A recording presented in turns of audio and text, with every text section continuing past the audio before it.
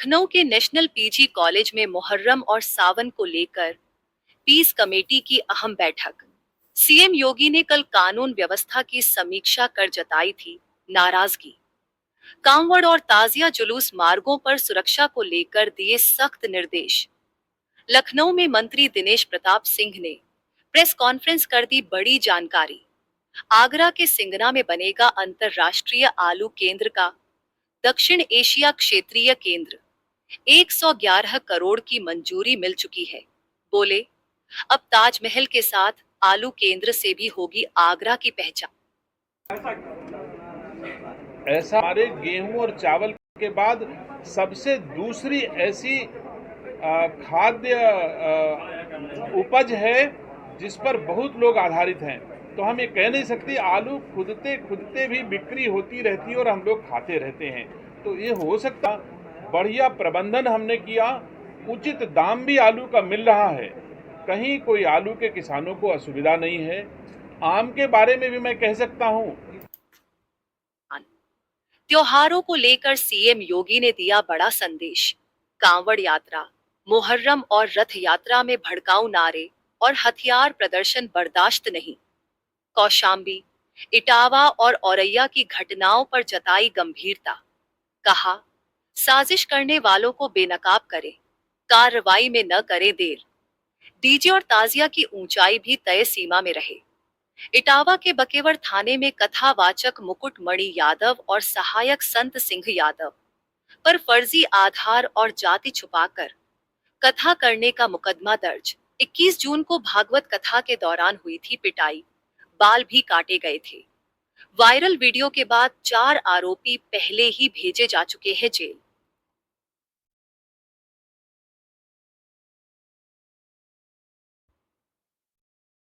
कन्नौज में ब्राह्मण समाज के सैकड़ों लोगों ने डीएम को सौंपा ज्ञापन। सोशल मीडिया पर युवक द्वारा समाज के खिलाफ की गई अभद्र टिप्पणी को लेकर जताया विरोध। आरोपी युवक छिबरामू के भजा नगला गांव का बताया जा रहा है। यदुवंशी अनुराग अहीर नाम से चल रहा है अकाउंट।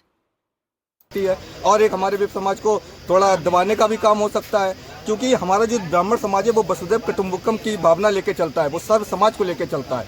लेकिन आज जिस तरीके के भड़काऊ और जिस तरीके से गंदी भाषा का प्रयोग हो रहा है पोस्ट पर, तो उससे हम लोग बहुत व्यथित है। इसलिए हम लोग डीएम साहब को ज्ञापन देने आए थे, और ज्ञापन देने के बाद में उनसे हम लोगों ने कहा कि अगर जल्द से जल्द इस पर कार्रवाई नहीं होती है तो फिर हम लोगों को भी फिर क्या रोड पर उतरना पड़ेगा, क्योंकि हम लोग। जौनपुर की होप फैमिली क्लिनिक की डॉक्टर नाजिया बानो का ऑडियो वायरल, जिसमें अविवाहित महिला का गर्भपात कराने की बात स्वीकार करती सुनी गई। मामला सामने आते ही स्वास्थ्य विभाग में हड़कंप। सीएमओ ने दिए सभी प्राइवेट क्लिनिक की जांच के निर्देश। हाँ जी, डॉक्टर नाज जी बोल रही हैं।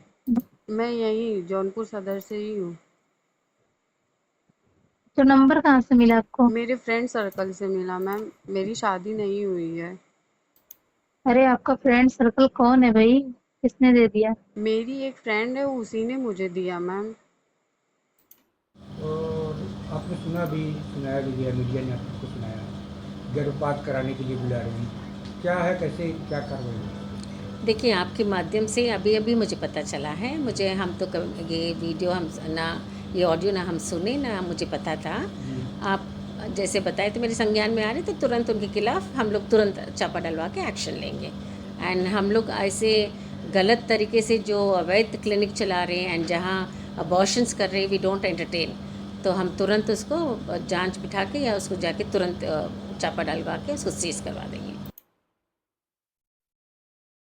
उन्नाव के हिरन नगर में शाह मोहम्मद ने जहरीला पदार्थ खाकर की आत्महत्या। कानपुर हैलेट में इलाज के दौरान हुई मौत। सुसाइड नोट में पत्नी और ससुराल वालों को ठहराया जिम्मेदार। परिजनों की तहरीर पर पुलिस ने दर्ज किया केस, जांच जारी। कानपुर पुलिस कमिश्नरेट की साइबर सेल ने 4 शातिर साइबर ठगों को किया गिरफ्तार। खुद को साइबर पुलिस अफसर बताकर लोगों को डराते और खातों से जबरन पैसे ट्रांसफर करवाते थे। कम पढ़े लिखे होकर भी अपनाते थे हाईटेक तरीके। लखनऊ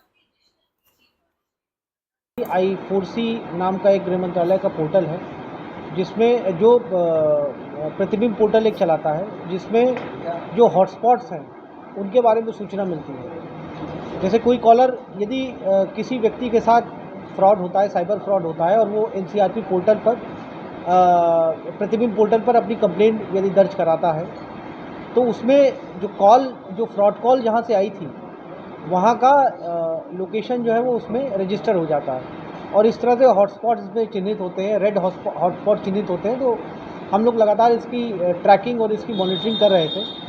तो इसमें ये आया कि कानपुर में भी इस तरह के हॉटस्पॉट्स हम लोगों ने देखे, और इसके ऊपर फिर कुछ वर्क किया हम लोगों ने। इसकी लोकेशंस और इन पे जो जिस तरह के ट्रांजैक्शंस हो रहे थे उसको हम लोगों ने स्टडी किया, उसका जो खाका था उसको हम लोगों ने स्टडी किया, और इसके आधार पर 4 साइबर अपराधियों की आज अरेस्टिंग हुई है। इनका नाम है शिवम वर्मा, अंकित दीक्षित, गौरव